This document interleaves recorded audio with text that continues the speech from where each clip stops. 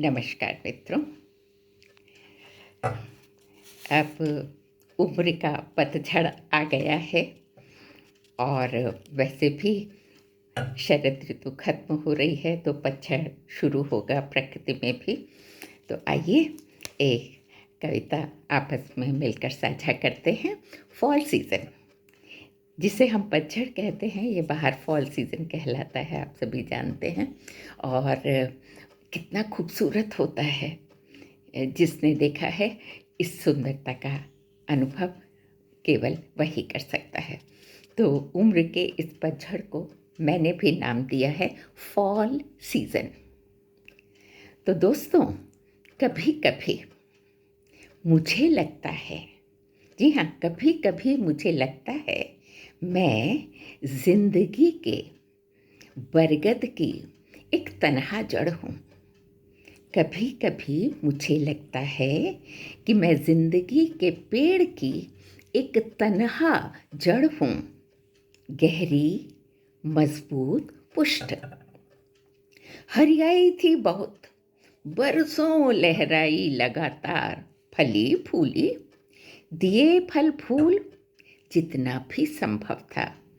हरियाई थी बहुत, बरसों लहराई लगातार, फली फूली, दिए फूल फल जितना भी संभव था। अपनी अलग पहचान बनाई और मुझे मिला निरंतर नेह सिंचन, जो पेड़ों को ज़रूरत होती है। तो मुझे मिला निरंतर नेह सिंचन, ममता की उर्वरा ज़मीन और परम पिता का शुभाशीष, नीलांचल बन सदा रखा रहा सिर पर। मुझे मिला निरंतर नेह सिंचन, ममता की उर्वरा ज़मीन, परम पिता का शुभाशीष, नीलांचल बन सदा रखा रहा मेरे सिर पर। आसपास से बटोरती रही सुगंध, रूप, रंग और अनंत सौंदर्य। परिवार, नाते रिश्तों ने दिया पौष्टिक खाद्य पानी। तो पेड़ को जिन चीज़ों की ज़रूरत होती है, पेड़ की जड़ को, वो सब मुझे मिला। तो परिवार, नाते रिश्तों ने दिया मुझे पौष्टिक खाद्य पानी। कांधे पर उठाए जिम्मेदारियों का गट्ठर। मैं तो चलती रही, चलती रही, चलती रही निरंतर, खिलती खिलाती। मैं चलती रही, खिलती खिलाती, खिलाती, माहौल को खुशनुमा बनाती, गुदगुदाती मैं चलती रही। जीवन की षड ऋतुओं का खट मिठा स्वाद चखा जमकर।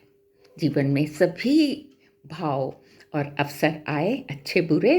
तो जीवन की षड ऋतुओं का आस्वाद चखा जमकर, भरपूर आनंद लिया सबका जी भर। अब उम्र का पतझड़ है, अब उम्र का पतझड़ है, यानी फॉल सीजन।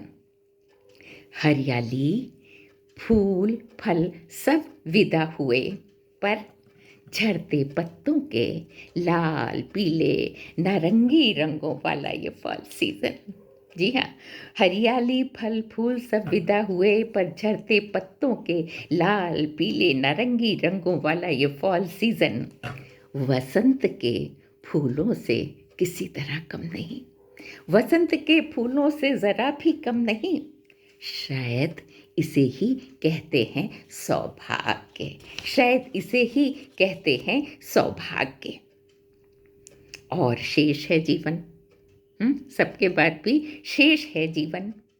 और जब तक रहेगा जीवन मुझे तो जीना है, जब तक है जीवन मुझे जीना है।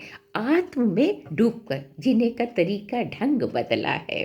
तो मुझे जीना है जब तक है जीवन, आत्म में डूबकर, आत्मस्थ होकर। बाहर देने को अब मेरे पास शायद कुछ नहीं, बाहर देने को अब मेरे पास शायद कुछ नहीं। पढ़ना, पढ़ाना, सीखना, सिखाना बहुत बहुत कम हो गया। ये सब मन भी नहीं करता और अपने आप ही कम हो गया है। तो पढ़ना पढ़ाना सीखना सिखाना बहुत कम हो गया। बस खुद को ही टटोलने में लगी रहती हूँ दिन भर, खुद को ही टटोलने में लगी रहती हूँ। अब मैं वास्तव में जिंदगी की आंखों में आंखें डाल पढ़ रही हूँ हकीकत का पहाड़ा। अब मैं सचमुच जिंदगी की आंखों में आंखें डाल पढ़ रही हूँ हकीकत का पहाड़ा। सीख रही हूँ जिंदगी की ABCD यानी वर्णमाला। अब मैं पढ़ रही हूँ हकीकत का पहाड़ा और सीख रही हूँ जिंदगी की ABCD अर्थात वर्णमाला। सारी मनोकामनाएं पूरी करने वाले परम पिता से बस एक अंतिम अरदास शेष है।